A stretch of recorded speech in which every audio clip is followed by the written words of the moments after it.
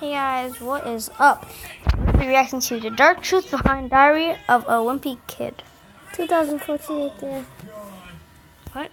This is right there, 2014. Oh, 20 minutes, 14 seconds. Sociopathy is a personality disorder that manifests into extremely antisocial attitudes and behaviors, and those affected by the disorder are often considered to be lacking a social conscience. Some of the attitudes and behaviors most often associated with sociopathy include a grandiose sense of self, acts of manipulation, pathological lying, a lack of guilt or shame, and general unreliability.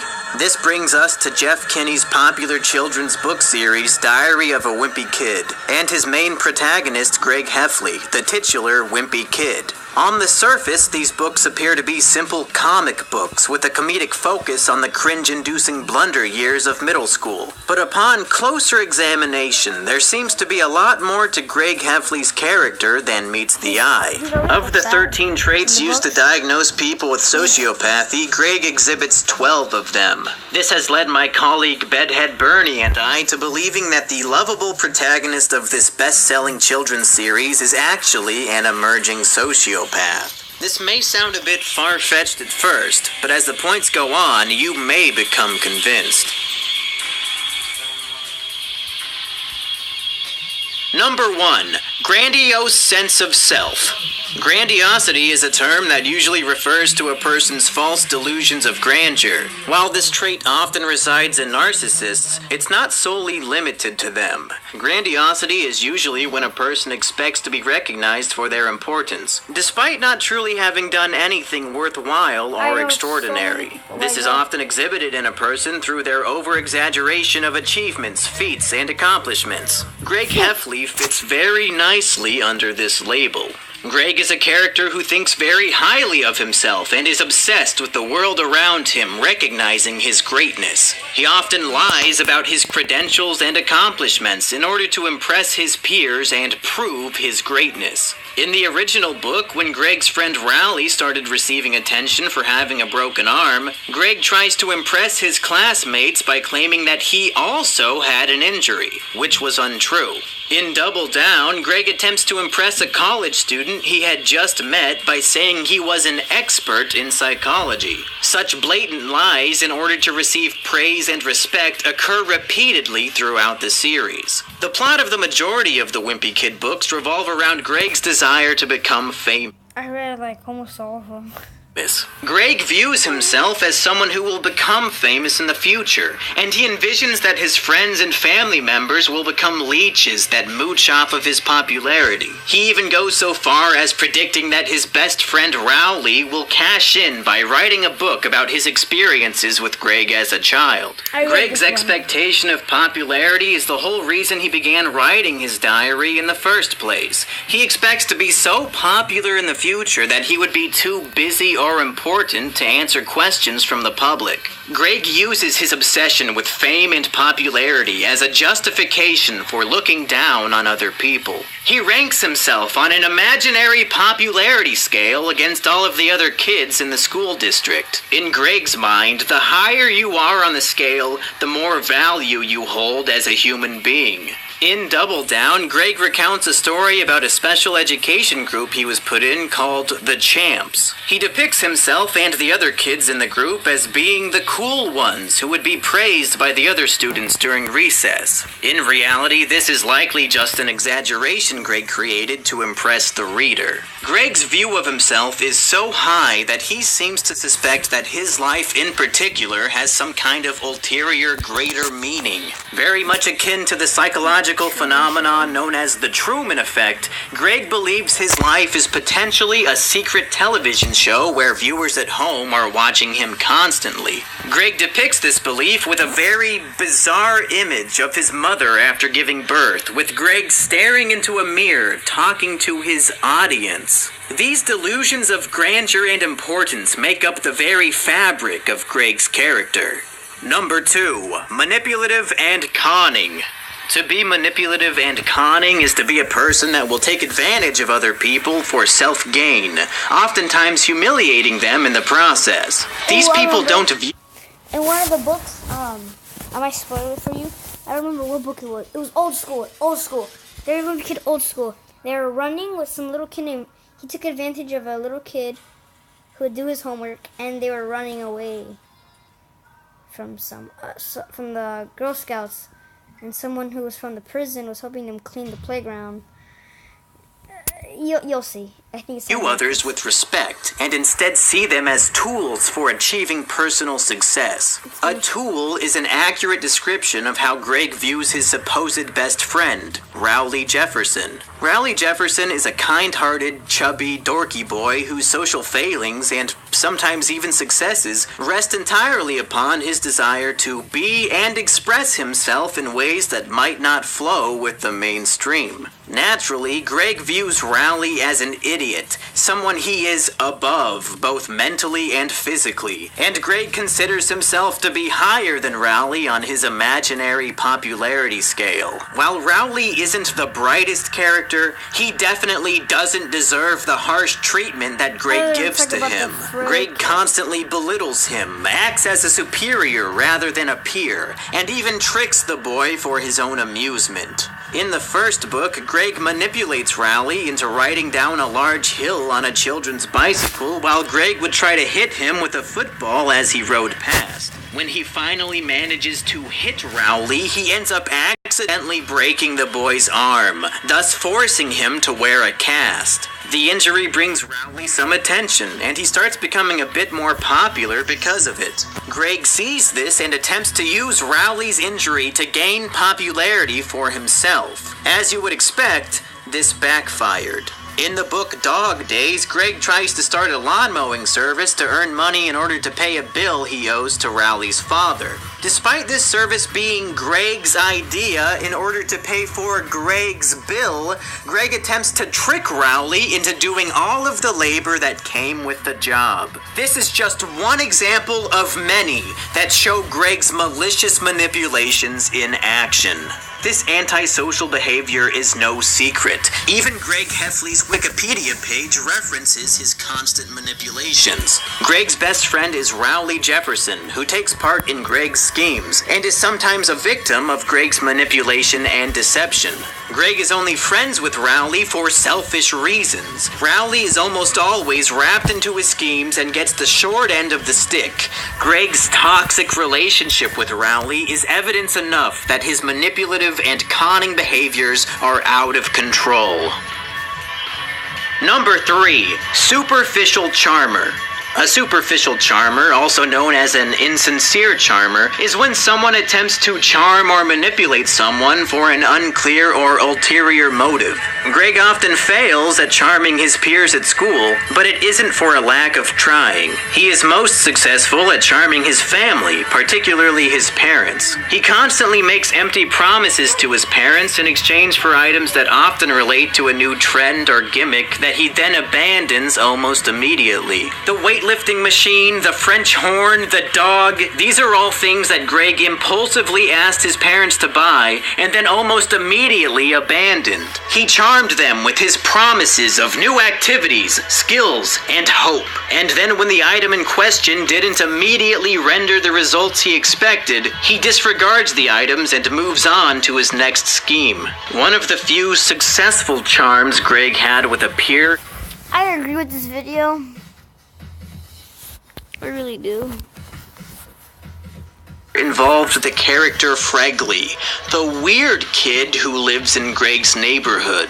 In the first book, after getting in a fight with Rowley, Greg intends to pretend he is friends with Heffley in order to make Rowley jealous. Heffley is a friendless boy who is desperate for companionship and camaraderie. So when Greg approaches him with the offer of becoming best friends, Heffley takes the bait. Greg, of course, has no intention of actually being friends with the boy, as his ulterior motive is to make Rowley jealous. And this vile charming leads Heffley to feeling more friendless and alone than ever before. Greg fed on Heffley's vulnerability, and he had a feast. Number 4. Pathological liar. Greg is extremely elaborate in his lies and beliefs, and often gets caught up in them. He'll go on. This is where he gets chased by the Girl Scout cookie girl blubbers. and blames the other guy for. I think. And on about things that simply cannot be true. For example, in the third wheel, Greg claims to remember the time that he spent in his mother's womb. This is impossible, as many scientific studies have proven that a person cannot remember anything from when they were a fetus. It is clear that Greg is lying here in order to evoke some sense of intellectual superiority over the reader due to his impressive memory. I think they say that because it's a children's book to entertain children. They're not supposed to be serious. It's a children's book. While Greg wants to prove his intelligence to the reader, he often attempts to underplay it with his teachers in order to get placed into easier curriculums. In an elaborate scheme he'd planned, Greg attempted to throw a test by pretending to be illiterate with a children's book. If his plan had succeeded, then Greg would have been placed in an easier class, but thankfully the teachers were able to see through this deception. Greg also lies to his parents and oftentimes humiliates them when things get out of hand. In the book Double Down, Greg lies to his mother by saying a bully at school would eat his fruit. He elaborated on the lie, describing to his mother in great detail about the physical appearance of this bully. His mother believed everything and went to the school board seeking justice for her son, only to find out that Greg had lied. These are just a few of the hundreds of examples of elaborate, complicated lies that Greg tells throughout the course of the series. Number 5. Lack of guilt or shame.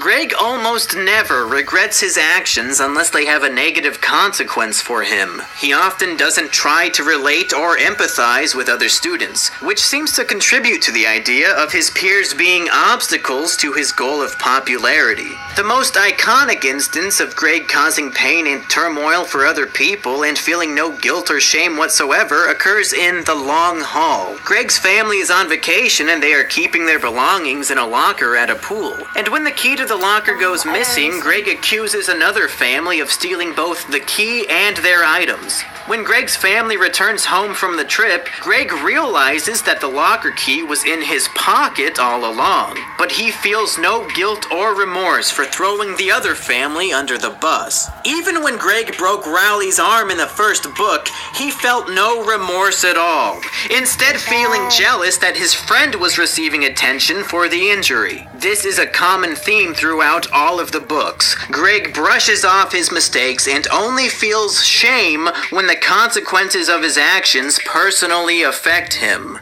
Number 6. Shallow emotions. Greg rarely shows compassion or joy to other characters in the series. The iconic blank stare he makes is all too common. It's used so much that just the frown is enough to identify his character. It's very rare that Greg draws himself as being happy or joyful, and these instances are almost always when he is doing it with a large group. Here Greg is likely partaking in a superficial charm, going along with the emotions of those around him in order to fit in with the popular kids and raise his score on the popularity chart. Unless he is attempting to charm or manipulate somebody, Greg almost never expresses a wide range of emotions to other people. Number 7. Need for stimulation.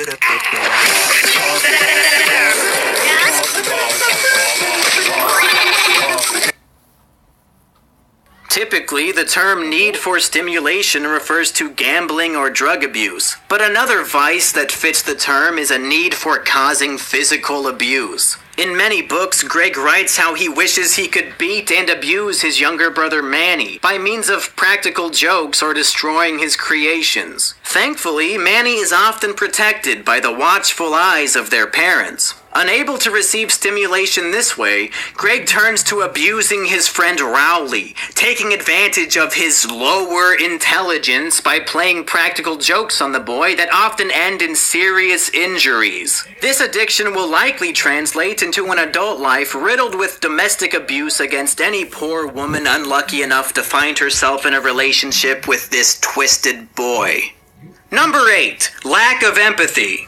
Greg's lack of empathy has been a cornerstone of the other traits thus far. There are numerous examples of Greg's inability to recognize or sympathize with the pain he causes the other characters. Greg writes about how he felt very upset upon being removed from the champs, and that being an outcast caused him pain. However, he feels no empathy whatsoever for the character Fregley, the biggest outcast in the school, and Greg seems to resent the boy even after using him and playing with his emotions. Greg makes it clear that when he was younger, his brother Roderick would bully him, often breaking his toys and trying to humiliate him. Although he understands how painful this position can be, Greg inflicts the same exact pain and abuse upon his younger brother Manny and his friend Rowley. It is clear that Greg has an unhealthy lack. So he complains about it, but then is doing it to the people. Of empathy and, as a result, hypocrisy. Number 9. Impulsive nature.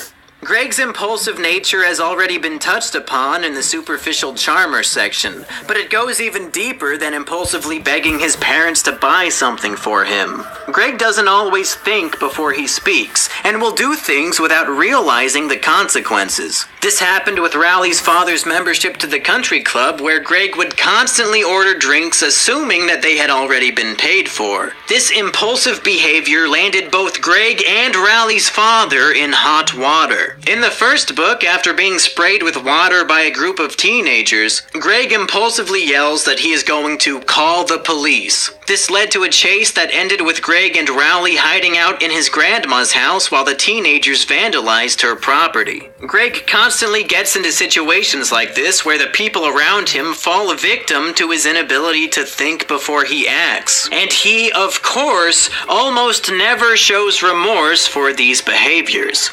Number 10. Juvenile delinquency. An important trait used for identifying sociopaths is stated like this. He usually has a history of behavior and academic difficulties, yet gets by conning others. Problems in making and keeping friends. Aberrant behaviors such as cruelty to people or animals, stealing, etc. Does this sound familiar to you? Because to me it sounds like an almost perfect description of Greg Heffley.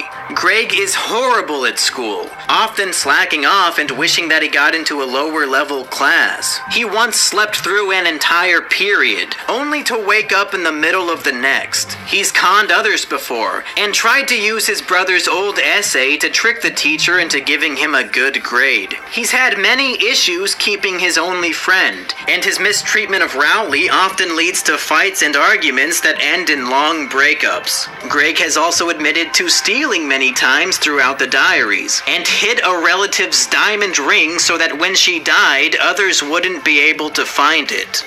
Number 11. Unreliability. Greg has a horrible memory and often forgets to do simple things that lead to detrimental results. He is also irresponsible and is willing to destroy other people's reputations to save his own skin.